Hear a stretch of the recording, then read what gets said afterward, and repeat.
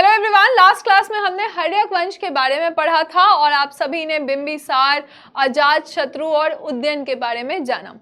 आज हम शिशुनाग वंश के बारे में पढ़ने वाले हैं। शिशुनाग वंश में आप दो इंपॉर्टेंट राजा के बारे में पढ़ेंगे, एक तो शिशुनाग जो कि संस्थापक थे और कालाशोक जो उनके बेटे थे। उसके बाद हम नंद वंश के बारे में पढ़ेंगे। नंद वंश में आप महापद्मानंद और धनानंद के बारे में पढ़ेंगे। ये दोनों डायनेस्टी आज हम कंप्लीट करेंगे। साथ ही साथ आपके इंपॉर्टेंट नोट्स भी तैयार हो जाएंगे जो आपके आगामी परीक्षा के लिए बहुत इंपॉर्टेंट रहेंगे। तो आइए शुरू करते हैं। 412 बीसी से लेकर यहाँ पे शुरुआत हो रही है 412 से लेकर 344 बीसी तक, 344 बीसी तक ये शिशुनाग वंश था। शिशुनाग वंश जो कि मगध में था, राइट। तो इसको आप याद रखेंगे। शिशुनाग, जैसे कि लास्ट क्लास में हमने पढ़ा था कि ये अमत्य थे और इन्होंने शिशुनाग वंश की स्थापना की थी। शिशुनाग वंश के संस्थापक जो है उनका नाम भी शिशुनाग ही है, ठीक है। तो ये जो शिशुनाग हैं, जो फर्स्ट रूलर हो जाएंगे, इनका नाम क्या है? शिशुनाग है। इन्होंने कब से कब तक रूल किया था? तो 412 बीसी से इन्होंने स्थापना की और 394 बीसी तक इन्होंने ये रूल किया है, ठीक है। कॉमन एरा या ईसा पूर्व भी आप लिख सकते हैं। तो इन्होंने रूल किया है और इनके समय में जो इंपॉर्टेंट चीज हुआ था कि वत्स, ठीक है, तो वत्स और अवंती, जो अवंती उज्जैन है, तो अवंती दोनों को ही इन्होंने मिला लिया था। किसमें? तो मगध साम्राज्य में, ठीक है। मगध के साम्राज्य में इन दोनों क्षेत्र को इन्होंने आपस में, मतलब इन्होंने मिला लिया था और जीत कर मिला लिया था, ठीक है। फिर आप देखिएगा कि महावंश जो किताब है, इसके अनुसार, बौद्ध का ये किताब है, बौद्ध मान्यता का ये किताब है, इसके अनुसार क्या था कि इन्होंने अपनी जो राजधानी है वो वैशाली रखी थी, ठीक है। तो अभी तक आपने पढ़ा है कि गरीबरज या राजगीर मगध की राजधानी रही जो कि हर्यक वंश में था और उज्जैन ने इसकी राजधानी पाटलिपुत्रा को बनाई थी। लेकिन इसी बीच में शिशुनाग ने क्या किया था कि राजधानी को बदलकर अब महावंश के अनुसार जो राजधानी है वो हो गई यहाँ पे वैशाली। तो वैशाली भी मगध की राजधानी रही है। साथ ही साथ इन्होंने, इनका जो साम्राज्य था ये बंगाल से लेकर मालवा तक था, यानी पूरब में बंगाल हो गया और पश्चिम में मालवा तक का इनका पूरा का पूरा साम्राज्य बना हुआ था। इनके बेटे हैं, इनके बेटे का नाम क्या है? काल अशोक है। तो जब इनका साम्राज्य कंप्लीट होता है तो अब काल अशोक के बारे में आप पढ़ते हैं। कालाशोक के बारे में जो सबसे इंपॉर्टेंट चीज है वो आप ये पढ़ते हैं कि कालाशोक ने वैशाली में दूसरी बौद्ध संगति की थी। ये सबसे ज्यादा पूछा जाता है कि कहाँ पे इन्होंने बौद्ध संगति की थी। तो दूसरी बौद्ध संगति कहाँ पे हुई थी? तो ये वैशाली में हुई थी। और वैशाली में इस बौद्ध संगति में, यानी बुद्धिस्ट काउंसिल में, क्या हुआ था? सबसे इंपॉर्टेंट चीज जो कि यहाँ पे क्या हुआ था कि ये दो भागों में विभाजित हुआ था, जिसको आप बोलते हैं महासंगिक और स्थविर, ठीक है। तो स्थविर जो है या स्थविर के साथ साथ महासंगिक, ये कहां पे हो रहा है? तो ये सेकेंड बुद्धिस्ट काउंसिल में ये दो भागों में ये विभाजित हो रहा है। साथ ही साथ आप देखिएगा कि अब वापस से जो राजधानी है वो पाटलिपुत्रा बन गई, यानी वैशाली अब राजधानी नहीं है। राजधानी अब वापस से कौन सी बन जाएगी? पाटलिपुत्रा को फिर से राजधानी यहाँ पर बनाया जाएगा। किसके द्वारा? तो कालाशोक के द्वारा इसको बनाया जाएगा। कई सारे पुराना में लिखा रहता है कि इसको काकवर्ण कहते हैं, ठीक है। तो ये जो राजा है इसको क्या कहते हैं? इसको काक वर्ण के नाम से भी जाना जाता है। ये कहाँ? तो पुराना में ये लिखा हुआ है कि ये काक वर्ण के नाम से इस राजा को, कालाशोक को, जाना जा रहा है। ये भी आपके लिए इंपॉर्टेंट नोट्स हो जाएंगे।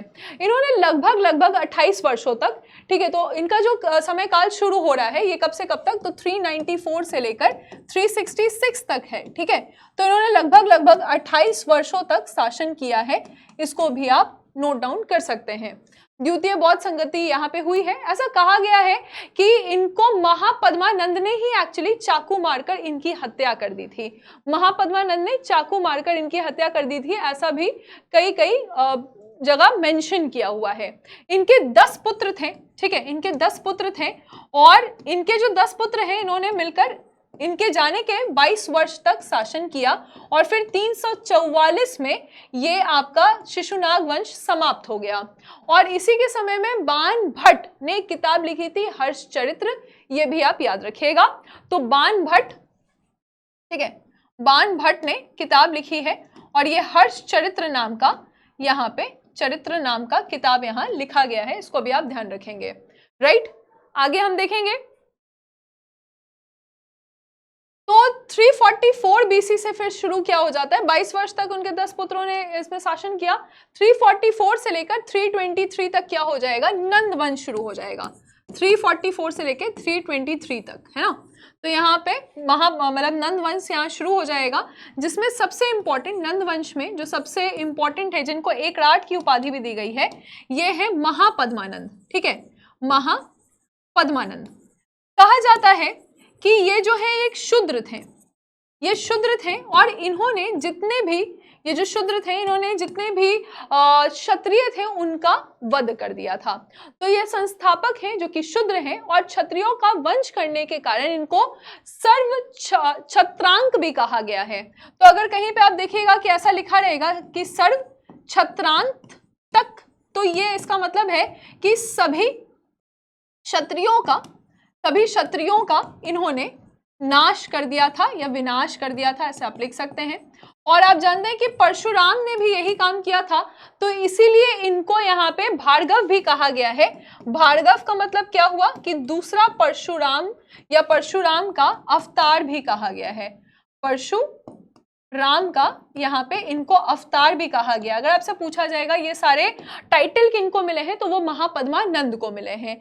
एक राट या एक छत्र का भी नाम दिया गया है, क्योंकि ये बहुत ज्यादा शक्तिशाली थे, तो इनको एक छत्र और एक राट का भी यहाँ पर इनको उपाधि दी गई है। राइट, इनके 8 पुत्र थे, जिसमें से एक पुत्र धनानंद था, और ये जो धनानंद है ये नंदों का अंतिम शासक था, है ना। तो आप देखिएगा लास्ट में क्या आप पढ़ते हैं, अब धनानंद के बारे में पढ़ते हैं, और धनानंद के बारे में हम क्या पढ़ते हैं कि ये नंद का अंतिम शासक था। नंद का अंतिम शासक था। इनकी जो जनता थी इनसे बहुत ज्यादा परेशान थी, और जनता जो है इन पर इन्होंने बहुत सारे जुर्म भी किए हुए थे, या फिर बोलते हैं कि इनको आरोपी माना जाता है कि इन्होंने जनता को असंतुष्ट रखा हुआ था। सिकंदर के समकालीन थे ये। ठीक है, तो ये क्वेश्चन पूछा गया है कि अगर पूछा जाएगा समकालीन कि किनके कॉन्टेम्पररी थे ये, तो सिकंदर यानी कि अलेक्जेंडर के ये कॉन्टेम्पररी थे। इन्हीं के दरबार में चाणक्य आते हैं, और चाणक्य कहाँ से आते हैं, तो चाणक्य जो है वो तक्षशिला से आते हैं। ठीक है, तो इनके दरबार में कौन आते हैं, चाणक्य आते हैं, और चाणक्य को इन्होंने अपमानित किया था, ऐसा भी कई सारे ग्रंथों में लिखा हुआ है। ग्रीक यानी कि यूनानी लोग जो हैं इनको अग्रिम, इनका नाम दिया गया था, अग्रमीज इनको कहते थे। ठीक है, तो ये यूनानी लोग जो है इसको अग्रमीज, ठीक है, अग्रमीज कहते थे। ये कौन है, ये यूनानी लोग, इनका नाम रखे हुए थे। किनका नाम, तो धनानंद का नाम रखे हुए थे। राइट, उसके बाद फिर आप जानते ही हैं कि चाणक्य की मदद से चंद्रगुप्त मौर्य राजा बनते हैं, और 322 बीसी में इन्होंने धनानंद की हत्या कर दी थी। तो बेसिकली आज का ये 2 टॉपिक हमारा कंप्लीट होता है। सेशन अच्छा लग रहा है तो मुझे बताइएगा कमेंट सेक्शन में। हमारा एजेंडा है कि कम से कम समय में आपको इम्पोर्टेंट से इम्पोर्टेंट जानकारी मिल जाए, ताकि बीपीएससी के प्रीलिम्स में आपको ज़्यादा मुश्किल ना आए। इसी तरह से हमने एक करंट अफेयर्स का भी सेशन बनाया हुआ है, जिसका नाम कीर्ति बैच है।